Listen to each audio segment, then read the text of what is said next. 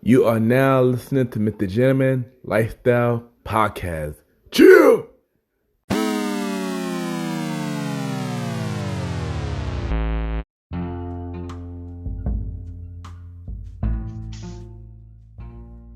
Hello, everybody. This is your boy Ken, aka Mr. Gentleman of YPG, and this is welcome to another new episode of Mr. Gentleman, the podcast.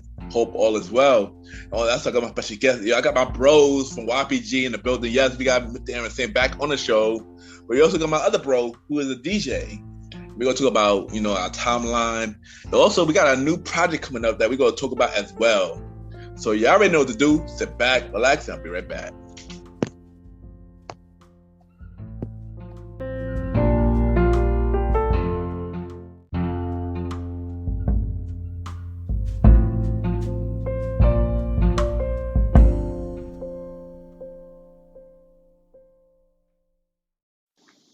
Hey, this is your girl Vanna B, and you're kicking it and listening to my boy on Mr. Gentleman Lifestyle Podcast.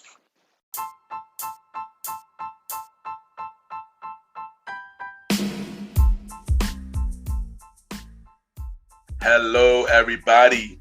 This is your boy Ken, aka Mr. Gentleman, and I am the host of Mr. Gentleman Lifestyle Podcast. And this commercial break is brought to you by Mr. Gentleman Lifestyle Podcast. On Mr. Gentleman Lifestyle Podcast, we interview many guests about their life journey, pretty much where they come from and where they at now. Also promoting their brands or whatever they're doing at the time they come on the show. We also have the host talk about personal stories about himself and everything that he's been through. And also we have fun conversation about anything music, anything old school, relationships, wrestling, and many more. And y'all can tune in to Mr. Gentleman Lifestyle Podcast every Sundays at 12 a.m. We are also on every Thursdays at 12 a.m. for Spin-Off Series Thursdays, where we have all of Mr. Gentleman Lifestyle Podcast Spin-Off Series all in one day, where we have a conversation about music podcasts every first Thursday at 12 a.m. The Old School Show with myself and the star Roddy every fourth Thursday at 12 a.m. And we have Date Night Talk Podcast with myself and Miss Vanna B every second and third Thursday at 12 a.m. And y'all can tune in to Mr. Gentleman Lifestyle Podcast on Anchor, Spotify, Apple Podcasts, iHeartRadio, Amazon Music, the Pods, and many more. Or y'all can check it out on the official website of Mr. Gentleman Lifestyle Podcast, www.realmrgentlemanlifestylepodcast.com, www.realmrgentlemanlifestylepodcast.com, and tune in every Sundays and Thursdays at 12 a.m. for Mr. Gentleman Lifestyle Podcast. Thank y'all for tuning in to this commercial break of Mr. Gentleman Lifestyle Podcast. Back to your regularly scheduled program. Chill!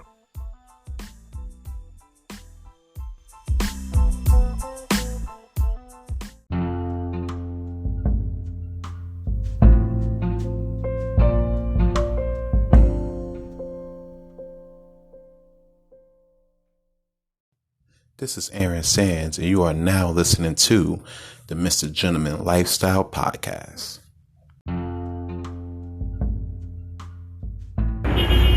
Welcome back, everybody. Welcome back. And at this time, I got my special guest. I got my brothers. One of them, he been on the show once, twice. He back again. Mr. Aaron Sands. And then we got one of the DJ for YBG. One half of YBG Sound, DJ Retro. Welcome to the show, bro. Yeah, glad to have you on, man. It's good. It's good to be back again. Glad to become the wrestling analyst, relationship analyst, pretty much, son. All that good stuff. Don't Let's forget, get it. You will be on when we do the SummerSlam episode. And also, I'm gonna give a shout out to DJ No Request and DJ Retro for killing the barbecue this past Saturday, yo. Y'all be killing, y'all doing your thing. Keep it up, yo. I appreciate it, man. You already know. All right, so let's get to the interview. Let's get it. Alright, so we were part of the team called, the Blazer Clique. I know Roddy, you wasn't here yet. So, you wanna step back, Blazer Glory.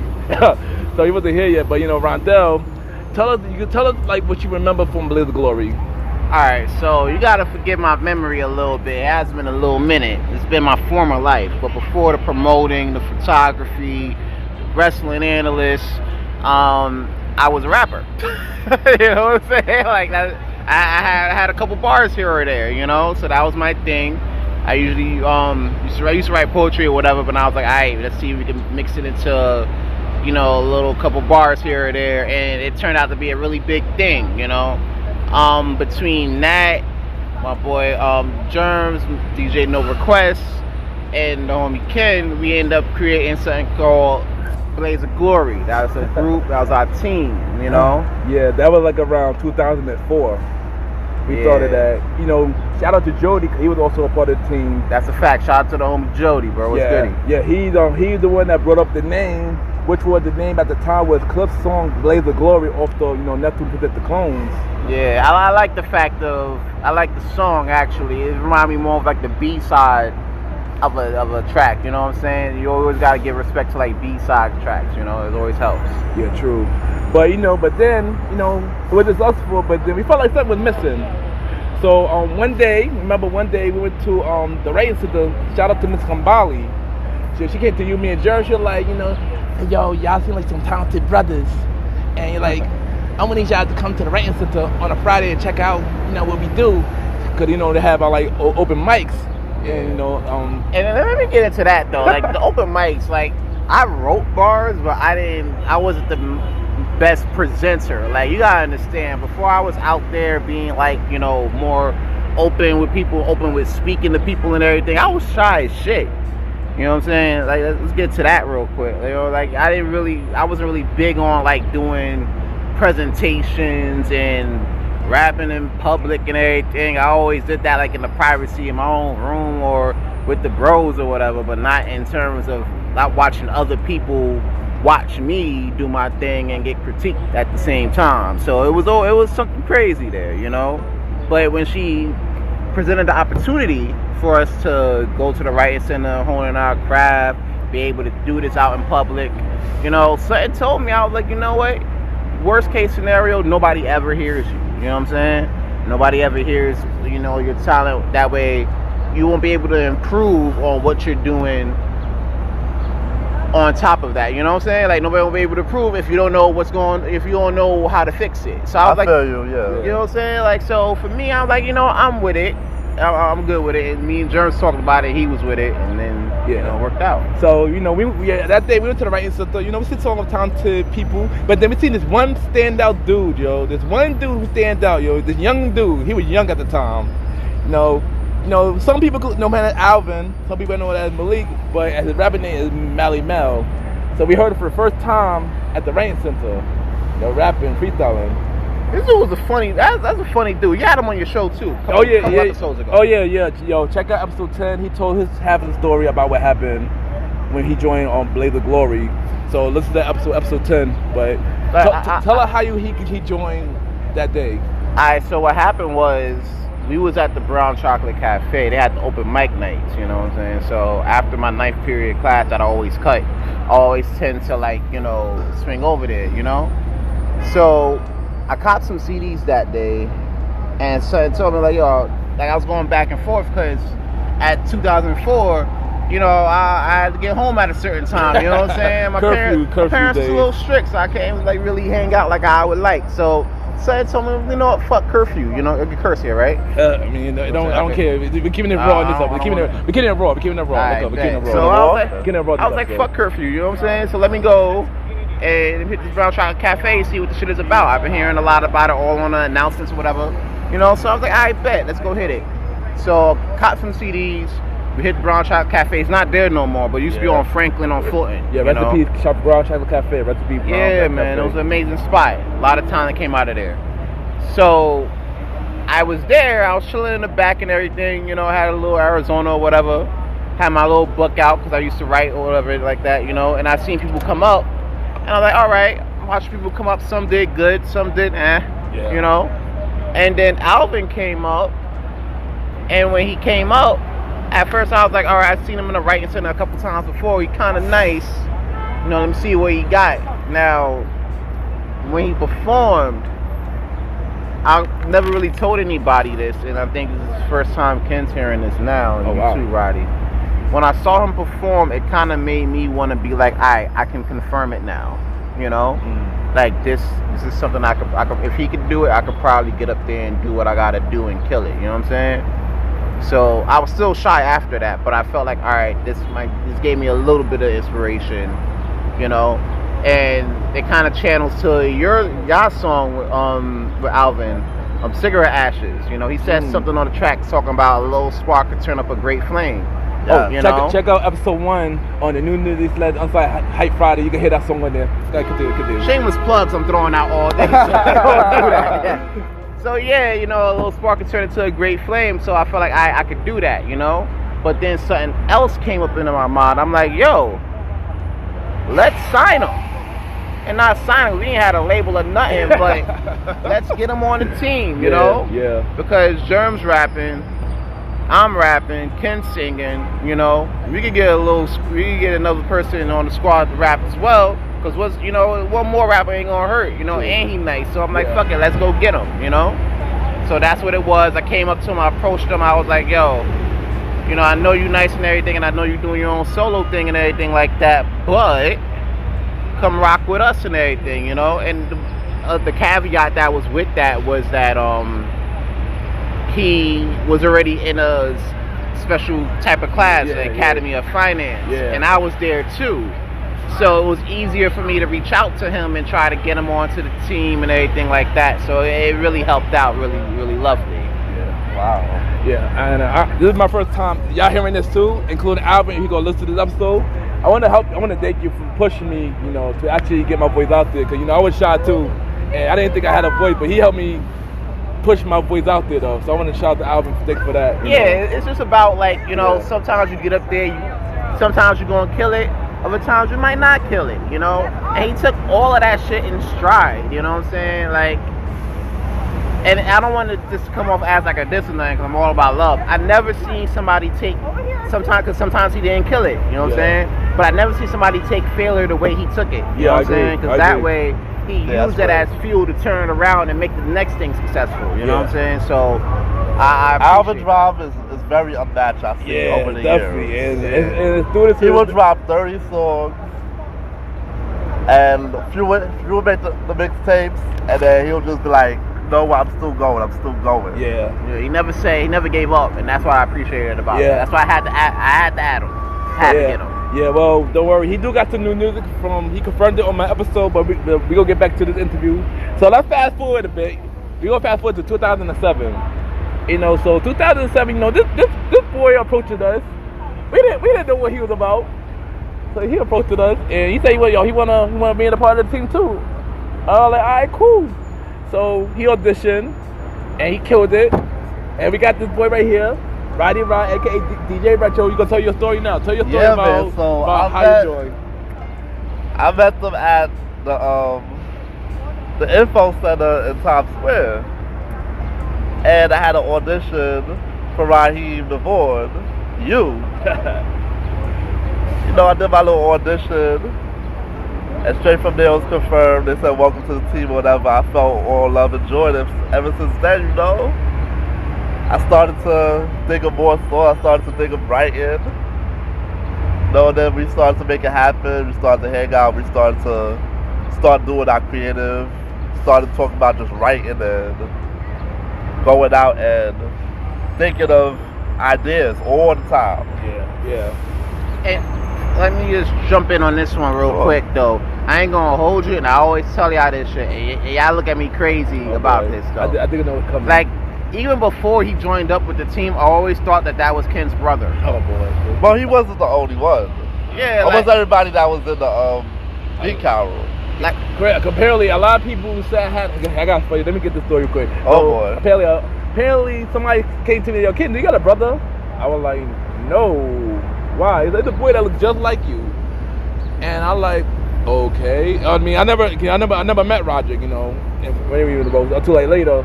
So one day, you know, Ricky, who was also part of the team at one point, you know, he said, "Yo, this guy, this is Roddy, it's your brother." I'm like, And then we gave each other a pound or whatever. I remember. Real quick, why Ricky tried to look like he was trying to like reunite siblings? And shit. Like what the? Like this is your brother? Like no, it's not. Like I would know. Like nah. Back, I would know, but you know, shout out to Ricky though, cause he wasn't for him. I would never met Roderick, and he like one of my best friends to this day. So you know, shout out to Roddy, you know. Yeah, man. So shout out to Ricky too for that, you know. So also in 2007, you know, we felt like we needed a change, and you know, Blaze Up Glory just wasn't feeling it no more. So we decided to make a change to change the name to Blaze Up Clique. Alright. With the Blaze Up Clique situation, I always feel, right, and I feel like this is good with business and in personal. Yeah. I feel like at least every 5 to 7 years you gotta switch up your brand. That's true, yeah, definitely. You know, you wanna keep things fresh. I mean, you still gonna be you as a person, but you always wanna like switch up your brand, not even like your whole brand, but just like your name, because you want to keep things fresh. You want to keep It's a part of new. evolving, right? Yeah, Exactly. You shed your skin to grow a new body, you know, just like a butterfly. Yeah. You know, so with the Blaze Up Clique, that I would say was our like cocoon stage. And I'm not going to say that as like a bad thing. It's just that we got tired of being caterpillars at a certain point. True. We graduated, we left high school and everything, graduated high school and everything, getting into the college years. We start feeling ourselves not only as boys, but as men, you know? As young men, I should say. And, you know, not only that, you know, my original name was Ken, a.k.a. Mr. Soul Star. So around 2009, I changed my name to Ken, a.k.a. Mr. Gentleman. Because, you know, I felt like it started to be like a growing up stage, you know? Yeah, like I said, like you said, like the caterpillar stage. You were the caterpillar stage with Ken, to the cocoon, Mr. Soul Star, to a man, you know, Mr. Gentleman. Yeah. Just like you changed your name too, you know. Yeah, man. This shit was crazy. So I'm like, quick story, real quick. I was gonna take a couple seconds of your time. Like, I lost my hat in like 11th grade in Spanish class. Oh God. Weird as shit, right? I was trying to come up with a name. Came up with like 5 names. All of them was whack. I was gonna say fuck it. I'm gonna call myself Rondell. And if niggas don't like it, fuck it. You know what I'm saying? This guy Ken comes up to me talking about, I got a perfect name for you, yo. I'm like, alright, what? I lost my hat, but what? Alright, it's Ron Dizzle. Yo, I looked at him like he had. Bro, I came up with the name. I looked at him like he had like 5 eyeballs on his head. I'm like, yo, that gotta be the dumbest shit I heard all week. I don't even want you to say that shit no more, bro. So about 2 weeks later, Wow. I thought about it. I gave it like a lot of thought, and I'm like, yo, that shit sound like a dope idea. I don't know why I said it was a dope idea. I just felt like at the time it was dope, but I never said it was whack since. Oh. Until I changed your name to Aaron Sands. And I'm like, that was the evolved. that's the butterfly stage. Yeah. But back to the cocoon stage with Blaze Up Clique, we was getting more in tune with our own sound. Yeah. I felt, and once we had a sense of our sound, we was just able to like come up with our own shit. Yeah. But, you know, even though we were the music group, we haven't came up with no songs. We came up with other brands, you know, Blaze Up Street Trick, where we can't really talk about, Blaze Up TV. You know, we came up with a YouTube show called Blaze Up TV, which it started off small, but it started becoming slowly. And then I downloaded this mastering program to make beats. Oh, you're right. I said, you know, we a group, we need some type of beats. And then I made this one great beat, kind of generic, very slow, and that is what I'm a star today. Mm-hmm. So I started writing I'm a star first. This was like months before I downloaded the program. And then I said, you know what? This is a good chorus, this is a good hook. I told this man Aaron Sands on the song. Originally. Sidebar, I heard the beat and I'm like, bro, really? It's the beat. Mind you, I had a sense of making beats, but I didn't really get into my zone of making beats yet. But I heard it, I was like, alright, let me see if I can put something together. And I put up a quick 16 and it worked out, you know. Germs was on it, right? Not at that point. No, not yet. It was just y'all two. Oh yeah. It was So with the y'all program, like we just started like. That was when we started to like rehearse in my basement. Started to come over and then like every other week I was just like playing around the program, making beats. Mm-hmm. My favorite was also Ken's favorite. Are you ready for me? Beat? Oh man, that even though we didn't even like release that song, we never got it recorded. I mean, never got that song recorded. But that song was so fire though. I think that was the only two beats I think maybe one more beat. I forgot. Fantasy. Oh, Fantasy's Reality was the third beat. Yeah. And then Rondell started to take over the beat making. Yeah. Yeah, so I was doing research on like beat programs, and I gotta give a shout out to the great folks at Ableton. That's like a German producing company that has a beat program that people still use till this day.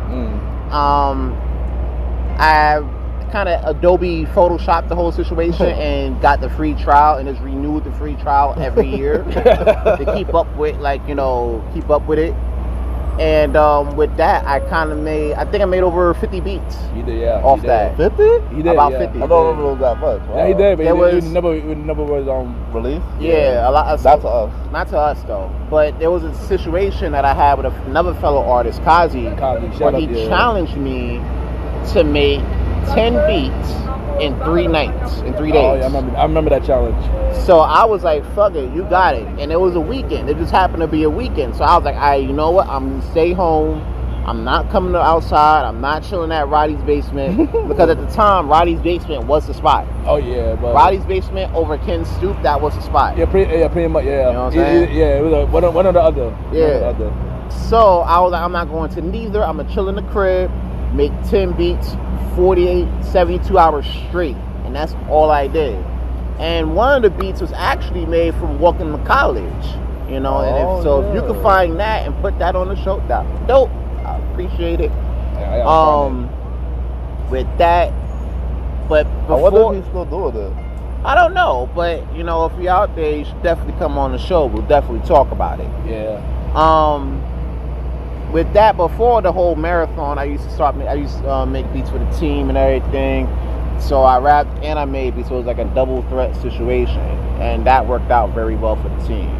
Yes, it did. And you know, my role in Blaze Up Clique was more of chorus. Me and Roddy did the chorus.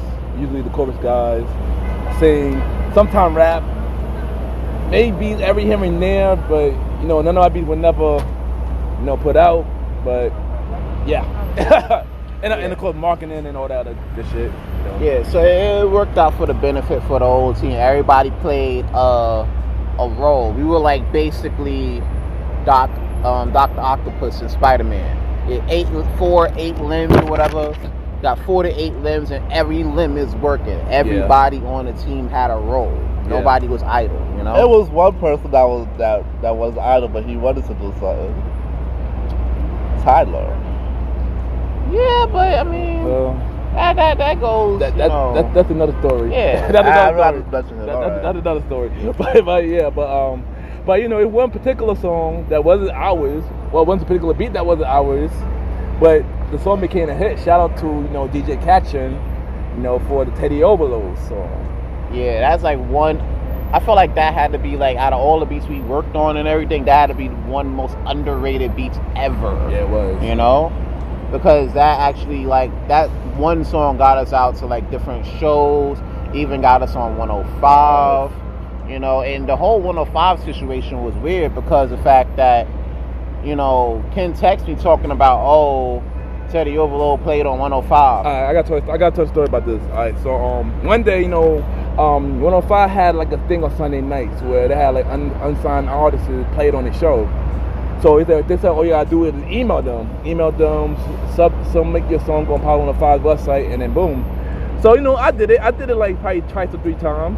I didn't think it would happen, so I like whatever. I just put it in just in case, see what happened.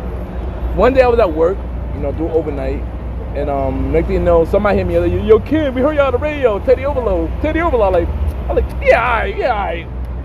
Then another person hit me like, yo, I heard you on the radio. I'm like, yeah, alright. But then more people came me up about it. I'm like, okay, but I didn't hear it. But other people heard it, and I was just like, yo, And I was like, wow. So I told the team, like, yo, I heard we was on the radio.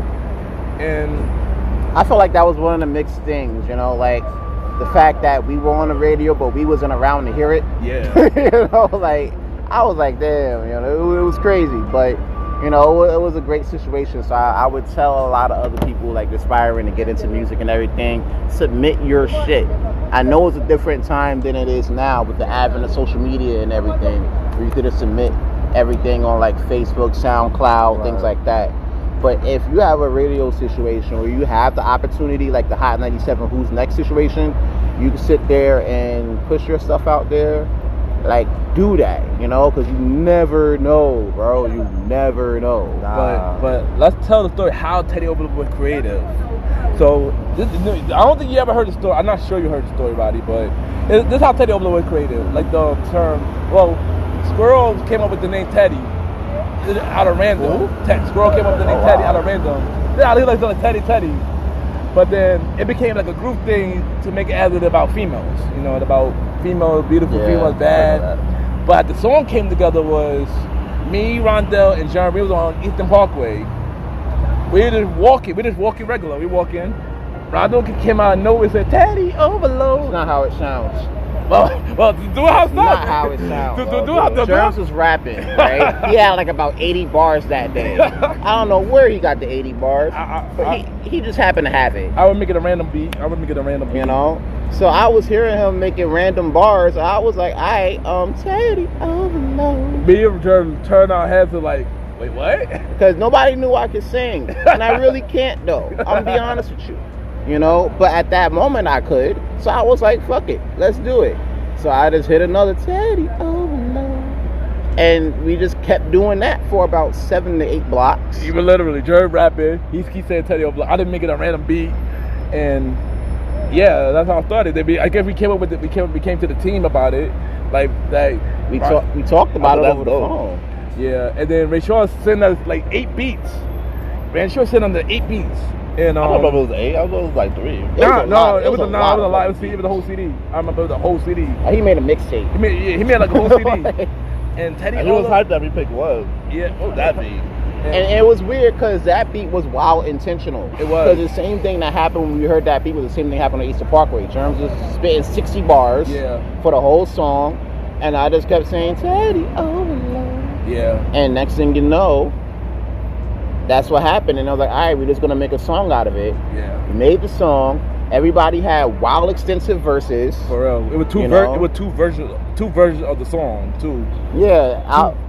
Jerms had his version for the first verse, and then the more known version was Alvin's verse. And he had his verse on that one. I still feel Jerms' verse was the funniest. It was, yeah. Alvin's was more lyrical. And more radio. More radio ready. Radio, yeah.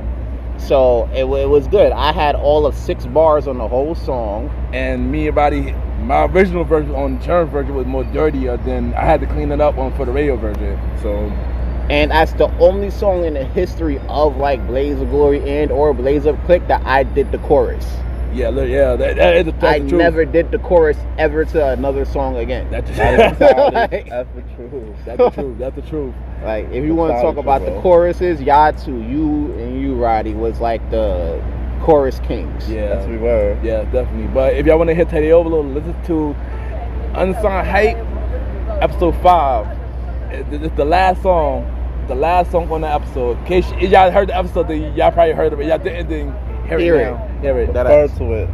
So, before we promote this, and in between, doing music, we usually have this yearly, well, at the time of a yearly event called the Summer Bashment, Oh, yeah. Kind of with a stepping of us becoming promoters. This is the part of the story, by the way, where we start to poke out the cocoon. Yeah. Proceed. Yeah. So, Summer Bashment Part 1. So, let's talk about our experience for the first one. Let's talk about our experience for the first one. Like, I ain't gonna front. For the very first week, I was nervous. Cause I didn't know how it would go. It was very unpredictable.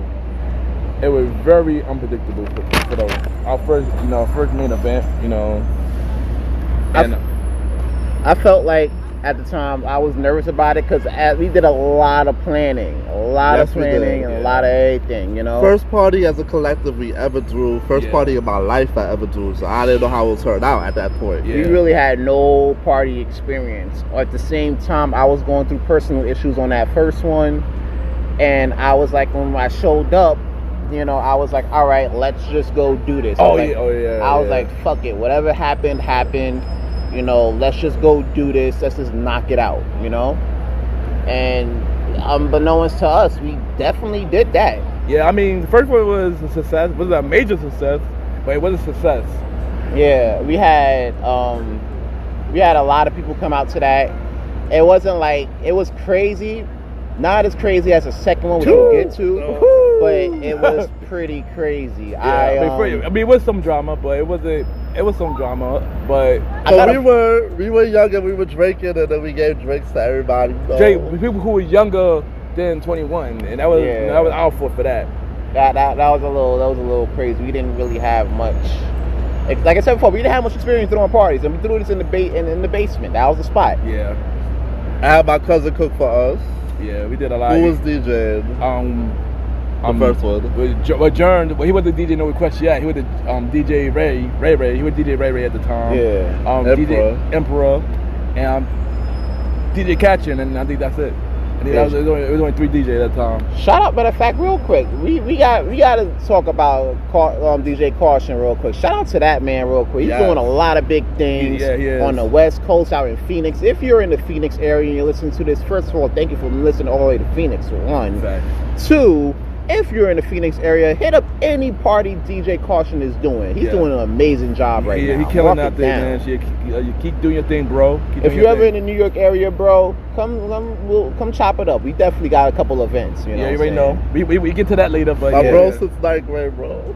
Facts. All right. So a year later, we wanted to do it again.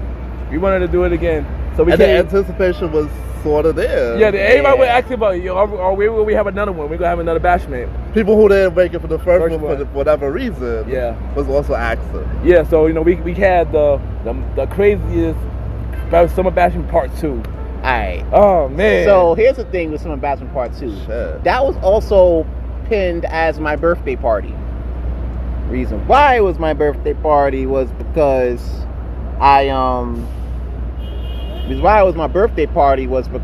landed on the day before your birthday. The day before your birthday, yeah. So I'm like, yo, we gonna throw it. We gonna throw the bashment and the birthday party at the same time.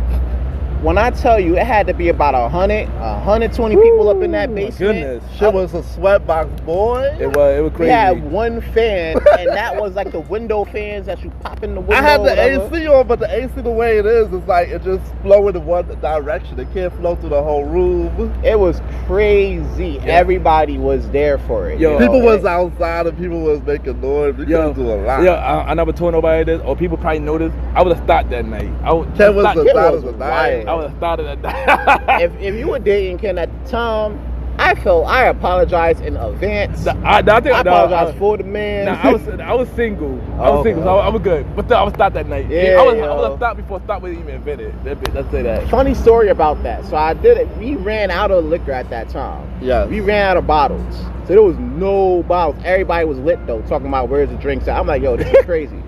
So we went down. How the fuck we get out of bottles after like an hour or two though? Yeah, we ran out. Yeah. That was crazy. It was it. We ran out. Yeah. That was it. An hour or two. I was like, yo, the bartender's pouring out a lot. Yeah, shout out to the bartenders that night too. So we went to Alvin went down to the neighboring liquor store and everything. Got like about 4 or 5 more bottles. Yeah. Came back and we had the lights on. So we had red lights, blue lights, and green lights. Apparently, and I don't know how this happened, but we had Bloods and Chris at the party at the same time. One of them like, yo, I'm under the red light. No, yo, I'm under the blue light. And you look at this like, I'm like, oh my. What is going and everybody was in their own section. Luckily, thank God, nothing popped off that night. I don't know why it was the idea for my family to put those red lights in the lamp. Also, nobody knew what happened to Jern. Apparently, Jern was drunk, so I had to take over as DJ for like 10 minutes. To this day, nobody knew what happened to Germ. And he said Emperor. He said something happened with Emperor that night. Emperor speaker blew, so he couldn't even DJ. He was tight. He's like, fuck this.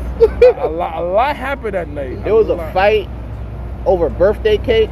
Yeah, oh word. I'm not naming names. Yeah, we're not naming names. But there was a big fight over birthday cake, and it was crazy. I think that right there ended the party. Yeah, that right there. Then it was more drama outside the party, where we ain't gonna name no names, but I think cops was called. Yeah, at a certain point. A lot happened that night, but at the same time, it was a memorable night. Yeah, we had over about 100, 120 people pop through in that basement. By 80 of them, I think we broke like at least 3 fire codes. Yeah. I think we did. But then of course we stopped doing bashing for a couple years. We'll get to this dog one. I said fuck this, no more in my house. Yeah, but we're gonna get this dog one, but we ain't talk about this dog one yet though. So, from then, it's 2011, December 2011, we met up that year 2011 we met a promoter, by the name of NYC Compton. He gave us the opportunity to start promoting parties. We used to come out, support his parties, and then I'm gonna stop you right there, Ken. He didn't give us the opportunity. He gave you the opportunity. He pulled you to the side and y'all talked business. I was outside chilling, vibing, and then you put me on to the promotion, and I thank you for that. Okay. A lot of times we talk about like Compton putting us on and everything, but I really want to set the record straight on that. He put you on. You was out there doing your thing and everything. We was out there hitting the parties like crazy too. You know what I'm saying? So it was pretty Tobago. big. You were doing that since Club Tobago. R.I.P. to that. I mean, we were going to a lot of parties, and at that time, I didn't even know I was never at that time. Boulevard, I forgot what those. Boulevard, Tobago, Imperial, Rebel, and then ever since Rebel, we became basically residents at Rebel, But like I said, he did put me on, but I still gonna say us because we came as a team. Rebel was the best, yo. They had so many chicks in there. Oh, we gonna talk about that right now. Cages, everything. Oh, we gonna talk about that. Rest in peace to Rebel, though. We talking about that now? Yeah, we on that now. Yeah. I got a quick story about Rebel. It was one night I was down there, right? And the craziest shit happened. They asked ladies to get in the cages or whatever and do what they gotta do, right? Now I could have sworn I heard they say one lady at a time. Why I look up, there's like 6, 7 ladies in one cage, no bigger than like 10 square feet wide or whatever. And they on top of each other, handstanding and everything. That probably was your highlight. One of the highlights, like top 3 highlights. Yeah. I got a picture of that somewhere on my Instagram. Yeah, Rebel was crazy, man. Like I said, shout out to NYC Compton for really putting us on, though. Yeah, yo, for the that was the opportunities. loudest club, bro. I mean, if it wasn't for him, then we wouldn't be promoting. Yeah. At all. And to this day, we still promote to this day. Even though things fell out with us in comp, but I do appreciate him to this day.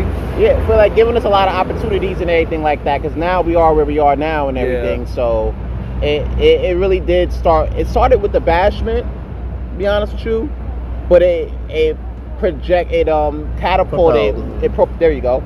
It propelled with Compton. So I do want to thank him for that, though. Yeah, Rebel, Oscar, every special event, I thank you for that. But then, after the fallout, we had to think of another plan. Like, but dang, what we gonna do after this? After the fallout? Because everybody thought, YPG is done. Oh, by the way, our name was YPG 2011. Young Premier Gentleman. But this is the part I like to call the butterfly phase. Yeah.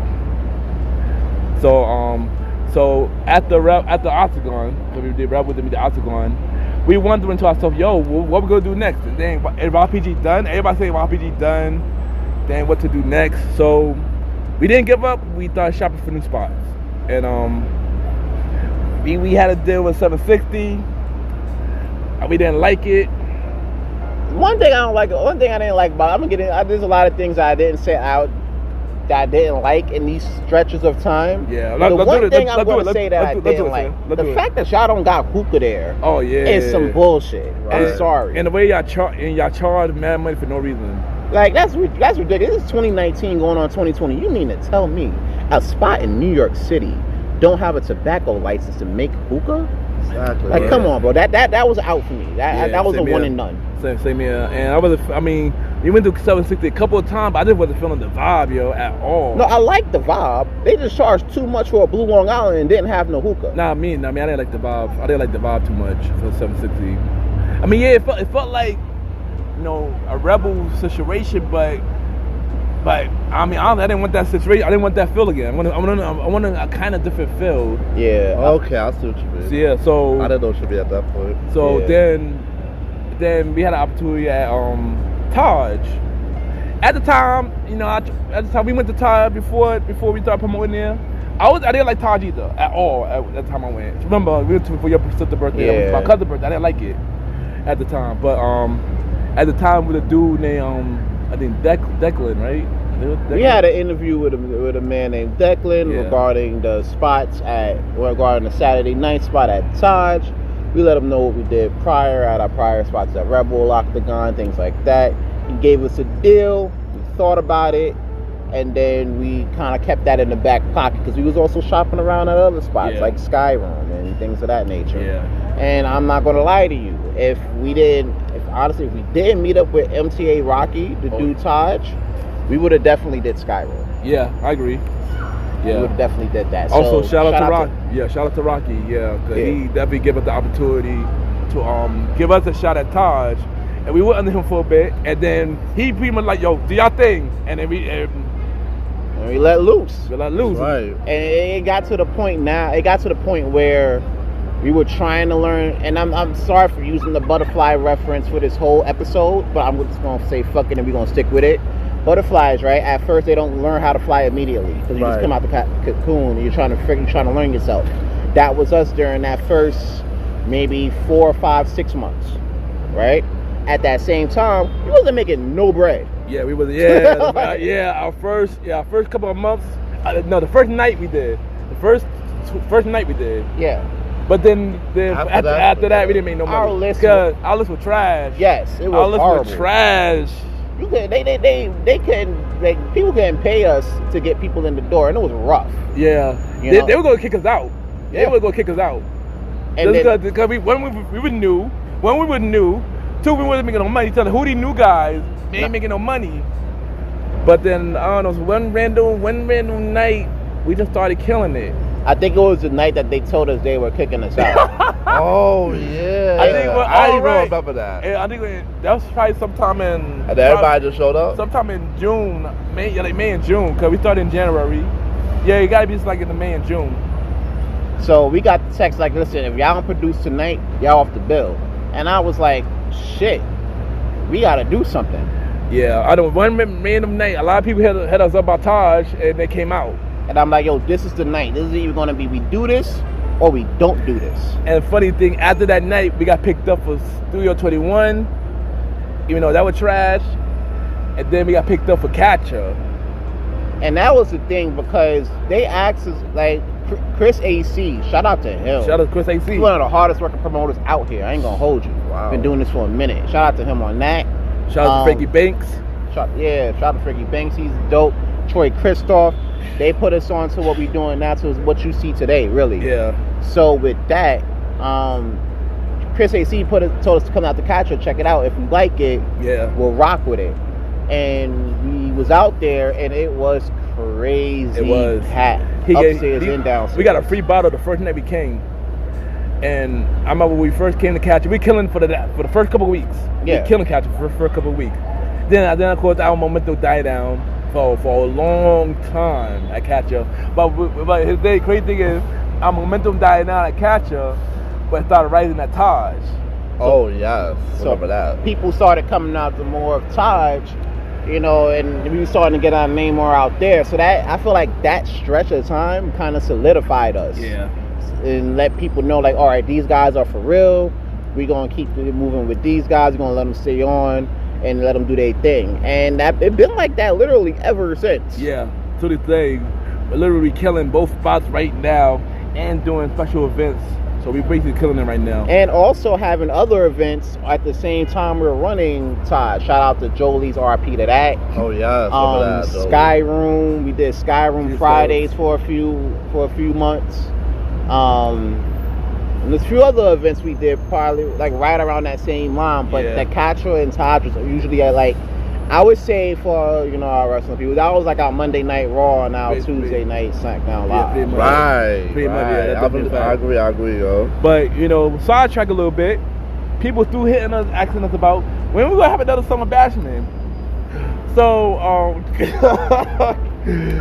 so that same year, we wanted to try again. So we had the third Summer Bashment 3. Of the year of 2015. Oh yeah, 15. And oh boy, we could have left it alone. The saying is, when it's not broke, don't fix it. Yeah. This was pretty much it. That was it. That was it. Killed the whole thing. Yeah. It was a lot of things that went left.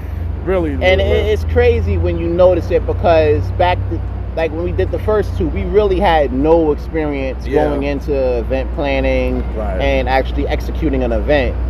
To now, doing the Bashment Part 3, we had all the experience in the world. Yeah. Not all the experience in the world, but that's a lot more than we did before. Yeah. And for it to come out like that, it really really had to sit down and be like, all right, is this part of the brand dead? Yeah. And what do we do after this? Yeah, I mean, it was a lot of stuff happened that night. When I didn't have my phone, so that was the biggest thing. That was one of the biggest things. Two, to draw more people. So much, a lot of the crowd didn't come because the fact that it was too far. We didn't do it right in the basement, so we did another spot in Canarsie, and it was too far for everybody. Far for everybody. Yeah, it was rough. So the one thing with that was, we had the thing with our following is that we stretch from everywhere, from Brooklyn to Bronx, from downtown Manhattan to DC. You know what I'm saying? Our reach is pretty far, and the thing is, we hit up when we did the Summer Bashment 3, it was more Brooklyn orientated, but a lot of our Bronx crowd wasn't really big on the travel, so that was pretty much of a dub. Also, on our part. Yeah, also we had DJ technical difficulties that night as well, and it just a lot happened that night. The people that came that wasn't feeling the crowd.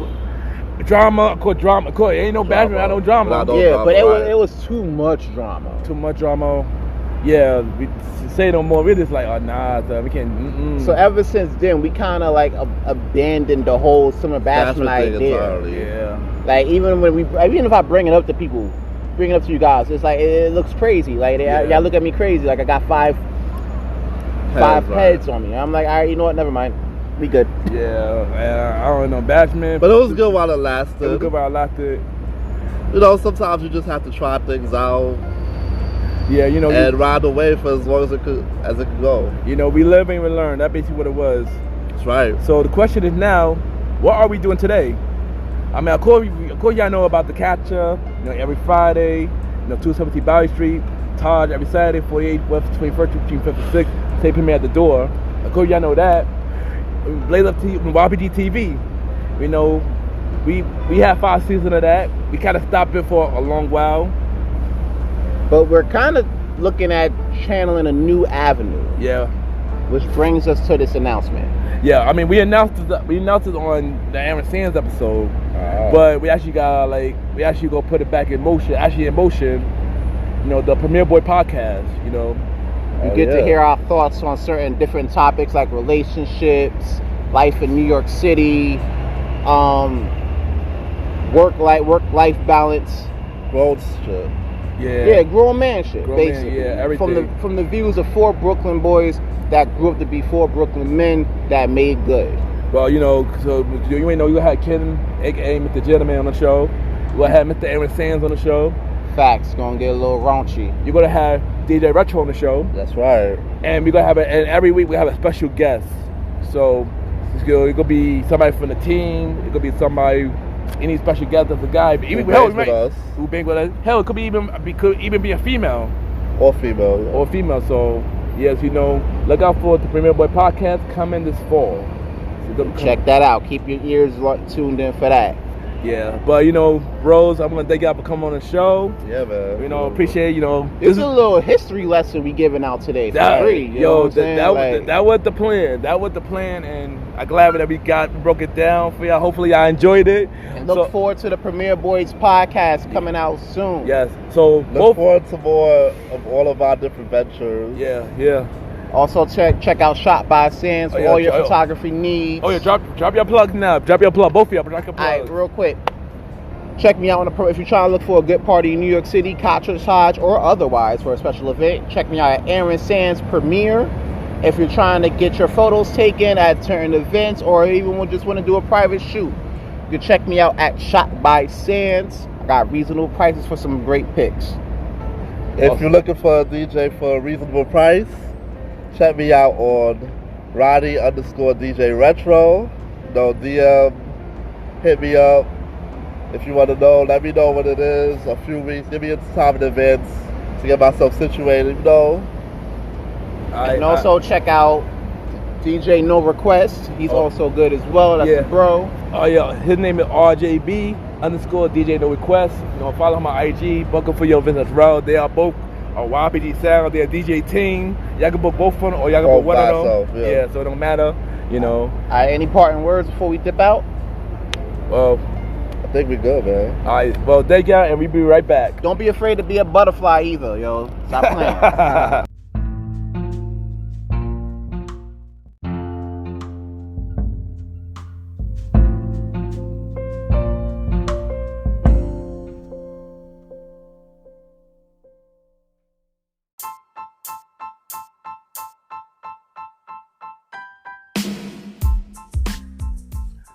Hello, everybody. This is your boy Ken, aka Mr. Gentleman, like the podcast and the Premier Boy podcast. And this commercial is brought to you by the Premier Boy podcast, where four people do where we talk about anything about the culture.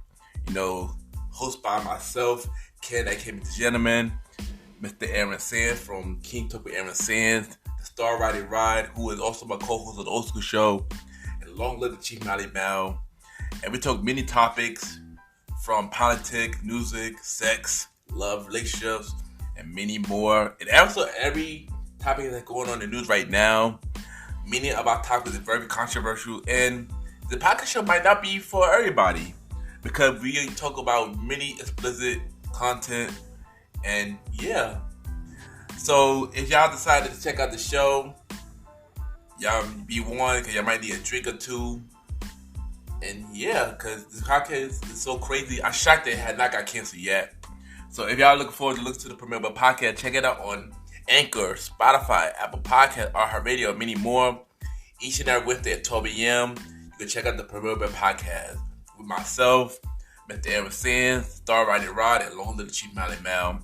This is your boy Ken, aka Mr. Gentleman. Have a good day and night wherever you're listening to this episode. Now back to the show. Yeah!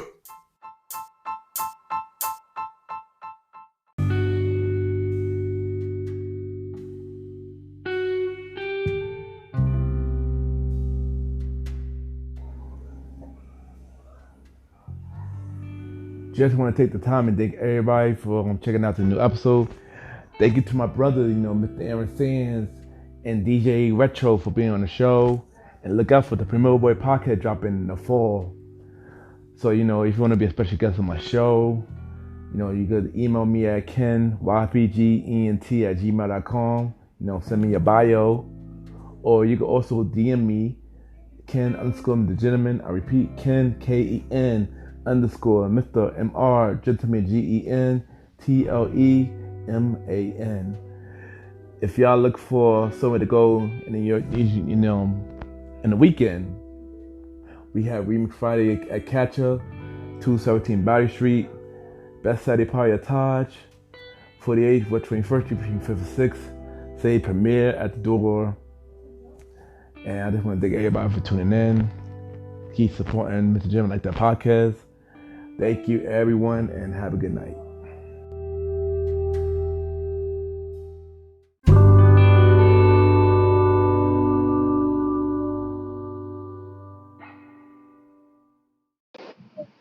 This is DJ Retro, and you are now listening to Mr. Gentleman's Lifestyles Podcast.